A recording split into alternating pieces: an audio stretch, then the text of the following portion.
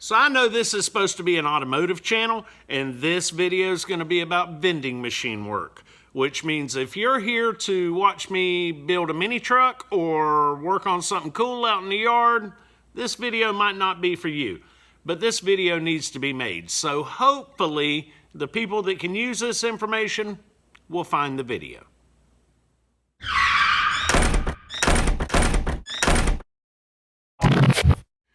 For the 6 of you that have been paying attention over the last couple of years, you know that the wife and I own several vending machines in multiple locations. Well, we just secured a contract with the state park system to place 2 vending machines at a new location at a state park. Now, the reason this video needs to be made is because I told the company that I bought the machines from to set them up a specific way, which was 7 columns of cans, 12-ounce cans, 2 columns with 20-ounce bottles.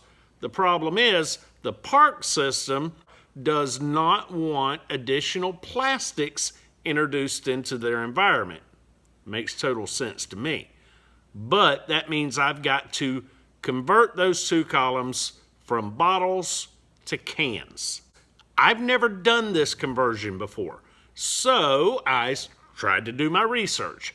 And after multiple days of reading everything I could and watching every YouTube video that said how to, I came up with nothing. I eventually had someone explain to me how to do it. Problem solved. And just in case you're in that position, I'm going to explain this to you step by step, because the only video I found that actually showed how to do it didn't explain anything, and I was left with more questions than answers. Now, there's 2 ways to do this. You can do this the proper way using the menus and the buttons and all that stuff in service mode, and then there's a super simple, quick, and easy way. I'm going to show you both ways. Let's change the shims in a Dixie Narco 501E. Alright, so the first thing we're going to do is pop the machine open, and then we're going to open that. The reason we're going to open that is because that will keep this insulation door from hitting your switch. Once your switch hits, it will jump out of service mode. So we're going to hit our blue button.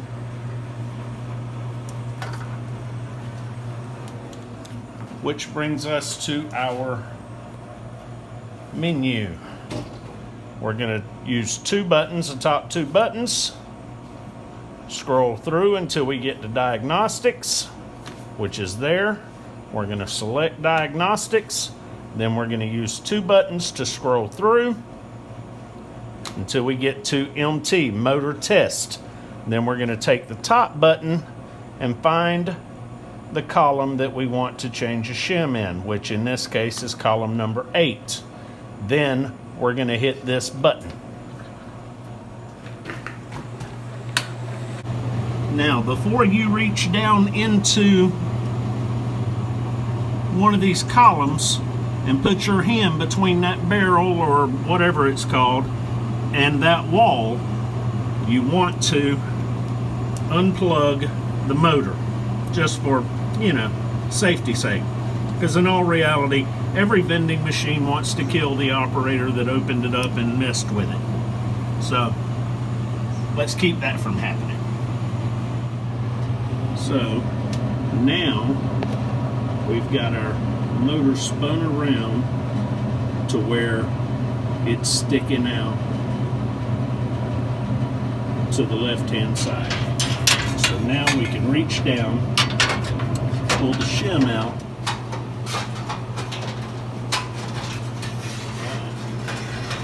here's our shim. What you got to do is pick up on one end, pull out, then pick the whole thing up. So that's our old shim. This is our new shim. Now, the original shim is for 20-ounce bottles. This lip that goes at the bottom is very narrow. 16.9-ounce bottles and cans have a wider lip on the bottom side of the shim. So when the shim goes in, it's going to go on the right-hand side with this lip at the bottom. So the drinks will slide on this angle here.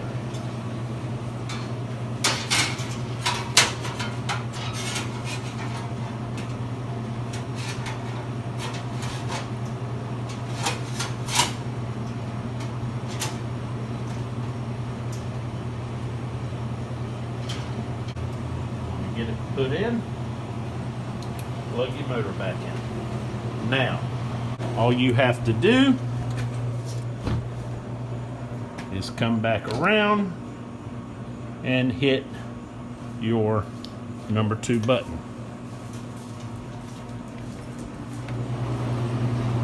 Now, that column is reset for sodas. Now for the easy method. So we're showing $1.50, which is way too high, but we're gonna throw $2 in, and then we're gonna push, hold up just a second. Now you gotta hold your sold out flapper, whatever you want to call it, down. Push the number 9 button.